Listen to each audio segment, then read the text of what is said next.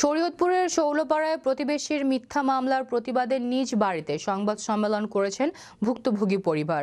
ভুক্তভোগী নাসিমা বেগম বলেন, মোকলেস ও হোসনিয়ারা বেগমরা আমাদের নামে সম্পূর্ণ বানোয়াট ও মিথ্যা মামলা দিয়ে তাদের পরিবারের লোকদের হয়রানি করছেন। তিনি বলেন, তার ছেলের বিরুদ্ধে ইফটিজিং এর অভিযোগ তা সম্পূর্ণ মিথ্যা। কারণ জানতে চাইলে বলেন, তার ছেলে ঢাকা থেকে পড়াশোনা করে, সে কিভাবে দেশে এসে ওনাদের মেয়ের সাথে ইফটিজিং করবে?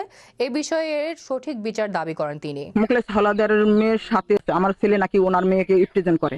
আমার ছেলে তো দেশেই থাকে না, আমার ছেলে থাকে ঢাকা। আমার ছেলে কিভাবে ওর মেয়ের সাথে ইফটিজেন করলো? ওর পিছন দিয়ে জাবরা ধরছে, জাবরা বলছে মুখলেস হাওলাদার। পরে আমি অনেক খুনি করছি, আমার একটা হিজাব ছিঁড়াও ফেলাইছে, চিকুলিও দিছি, ভাবি করে ডাক দিছি। ডাক দেওয়ার সাথে সাথে আমার খাটে নিচে দা ছিল, ওই দা দিয়ে আমারে মাথার ভিতরে কূপ দেয়। কূপ দেওয়ার পরে আমি পুরা যাই, অজ্ঞান হয়ে পুরা যাই।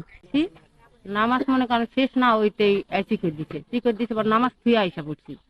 আইসা পইয়া দেখি মোকলেস হালাদা ওই ওটার ভেতর লাভ দিছে পর ওখানে পড়িয়া গেছে গা।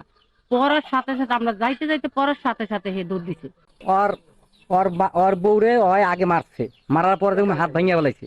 হ্যাঁ, হাত ভাঙিয়ে দেওয়ার পরে আমার বইতে যে ঘটনা ঘটছে হয়, ওই ঘটার পরে যেমন হয় বাইকটা আইসে, বাইকটা হওয়ার পরে মানে ওই আমি নামাজ পড়তাছি, নামাজ পড়ার পরে মনে করেন এই যে আইসে আর পরে ওই ই করার পর দৌড় দিতে পরে মনে ওর ওই চোখে ওই একটা খুঁটি লাগছে, ওই কঞ্চি লাগছে ওর চোখে। কঞ্চি লাগছে পরে ওর মায়ে যেমন এমনি মনে করেন ওর মায়ের নিয়ে ওরা মনে করেন এইগুলা করছে, আমার মিথ্যা মামলা দেওয়ার জন্য ওরা এইগুলা করছে। তার মেয়ে শোলপাড়া স্কুলে পড়ে, কিন্তু তার মেয়ে শোলপাড়া স্কুলে পড়ে না, তার মেয়ে পড়তেছে হলো ডোমসার স্কুলে। আর আমার ভাই পড়ছে শোলপাড়া স্কুলে, আমার ভাই আমার ছোট, সে শোলপাড়া স্কুলে পড়ছে, তো সে এখন ঢাকা কলেজে পড়ে, সে দেশে আসে না। তো আমার ভাই কিভাবে তার মেয়েকে নির্যাতন করতেছে বা কিভাবে কি করতেছে, ইফটিজিং করতেছে, সেটা আমরা জানি না। তাদের এটা সম্পূর্ণ মিথ্যে কথা। ওরা রাস্তাঘাটে দেখলে কাচি দেখায় যে এটা দিয়ে খুব এক কলা কাটা ফেলবো।